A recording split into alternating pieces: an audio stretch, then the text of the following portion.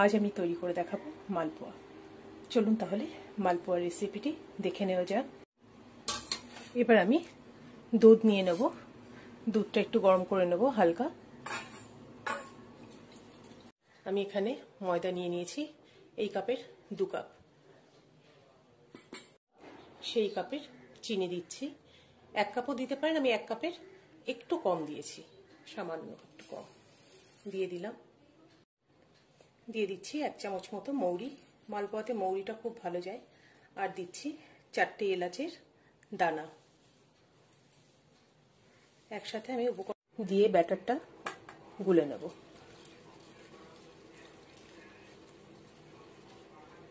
ব্যাটারটা করে আমাকে আধ ঘন্টা কি 1 ঘন্টা রেখে দিতে হবে, তাহলে সুজিটা আছে, সুজিটা খুব ভালোভাবে ফুলে যাবে। যতটা দুধ গরম করেছিলাম পুরোটাই আমার লেগে গেছে, পরে হয়তো আবারও লাগতে পারে। আমি যখন 1 ঘন্টা পর দেখবো ব্যাটারটা। মালপোয়া ছাড়ার আগে ব্যাটারটা কিন্তু ভালো করে নেড়ে চেড়ে নিতে হবে। তাহলে চলুন মালপোয়াগুলো এক এক করে ভেজে নেওয়া যাক।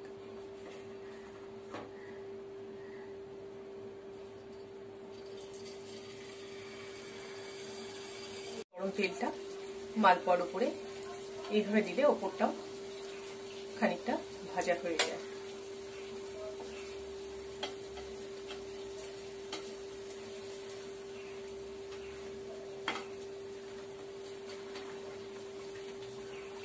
আমি তুলে নিচ্ছি।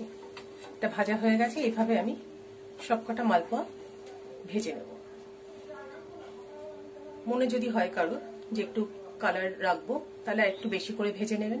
আর যদি মনে হয় যে না একটু সাদা সাদাই রাখবো, তাহলে হালকা ভেজে তুলে নিলেও হয়ে যায়। আরেকটা দিয়ে দিচ্ছি।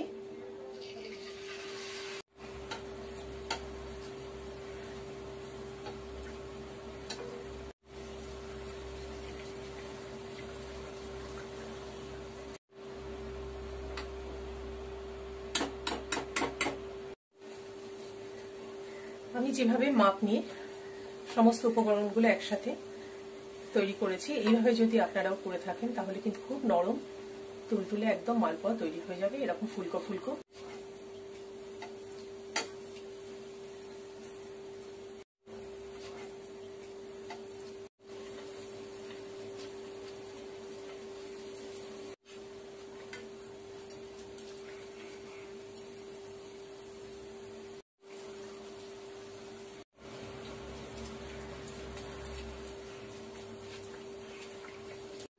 আজ আমি আপনাদের তৈরি করে দেখাচ্ছি মালপোয়া, নরম তুলতুলে মালপোয়া।